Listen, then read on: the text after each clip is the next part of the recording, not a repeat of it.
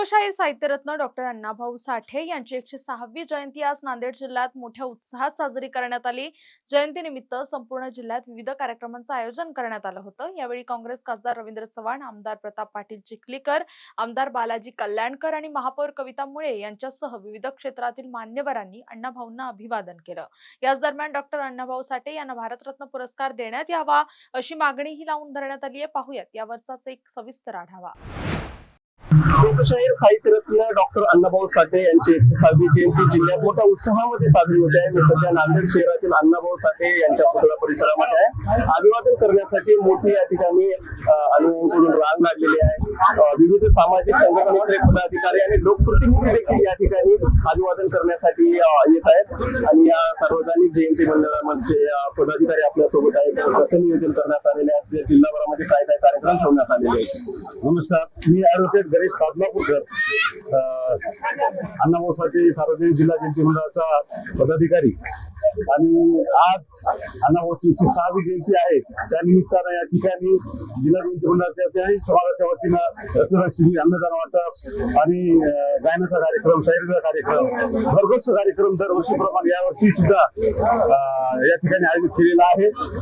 आणि मी आपल्या माध्यमातून शासनाला, केंद्र शासनाला, राज्य सरकारला विनंती करतो की त्यांनी सध्याला महाराष्ट्रात सुरू असलेल्या वर्गीकरणाचा विषय मार्गदर्शक आहे त्यावर लवकरात लवकर निर्णय घ्यावा आणि केंद्र सरकारने डॉक्टर अण्णाभाऊ साठे यांना भारतरत्न देऊन त्यांचा गौरव करावा करतो आणि सर्व समाजाला शुभेच्छा देतो। धन्यवाद।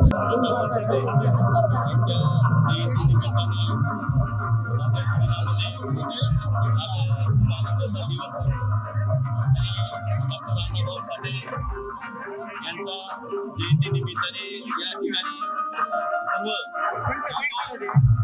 दर्शनासाठी मानवंदनासाठी येत असतात। त्या निमित्ताने सर्वांना मी शुभेच्छा देतो आणि आज अण्णाभाऊ साठे यांच्या जयंतीला निमित्ताने नांदेडमध्ये सगळीकडे चांगला आनंदाचा दिवस असल्यामुळे सगळीकडे जयंती साजरी केली जाते। त्या निमित्ताने वेगवेगळे कार्यक्रम, सांस्कृतिक कार्यक्रम, गायनाचे कार्यक्रम या ठिकाणी आयोजित केलेले आहेत। त्या निमित्ताने सर्वांनी या नागरिकांना विनंती करतो की आपण त्यांचा इथे येऊन आनंद घेण्यात यावा या ठिकाणी आणि सर्वांना शुभेच्छा देण्यात यावे आणि माझ्याकडून, माझ्या मतदारसंघाकडून सर्वांना शुभेच्छा देतो। साहित्यरत्न लोकशाहीर अण्णाभाऊ साठे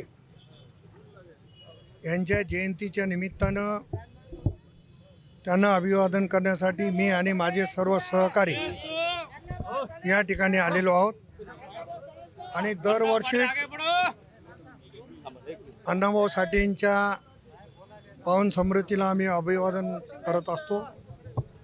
योगायोग आहे की आज साहित्यरत्न अण्णाभाऊ साठे यांची जयंती आहे आणि माझा वाढदिवस उद्या आहे। दरवर्षी हे दोन्ही, एकतर हा सण आणि दुसरा आमचा उत्सव, हे सगळी मंडळी मिळून साजरा करत असते। मी आज साहित्यरत्न अण्णाभाऊ साठेंच्या जयंतीच्या निमित्तानं सर्व जनतेला खूप खूप शुभेच्छा देतो। धन्यवाद। नांदेड जिल्हा व शहर काँग्रेसच्या वतीने जगविख्यात साहित्यरत्न, साहित्य सम्राट डॉक्टर अण्णाभाऊ साठे यांच्या जयंतीनिमित्त त्यांच्या पूर्णाकृती पुतळ्याला अभिवादन करण्यासाठी सर्व काँग्रेस पक्षाचे पदाधिकारी मिळून आम्ही आज या ठिकाणी अभिवादन केलेलं आहे। डॉक्टर अण्णाभाऊ साठे यांनी त्यांच्या साहित्यामधून जी लेखणी त्या ठिकाणी सर्व समाज माध्यमांना समोर ठेवलेली आहे की वंचितांच्या, शोषितांच्या वाच्यताला वाव, म्हणजे त्या ठिकाणी वाच्यता फोडण्याचं काम डॉक्टर अण्णाभाऊ साठे यांनी त्यांच्या कार्यकाळामध्ये केलेलं आहे। आणि त्यांच्या विचाराशी सहमत राहून आपण सर्वांनी त्या ठिकाणी आपण कार्य केलं पाहिजे, हीच अभिवादन डॉक्टर अण्णाभाऊ साठे यांना अर्पण करतो।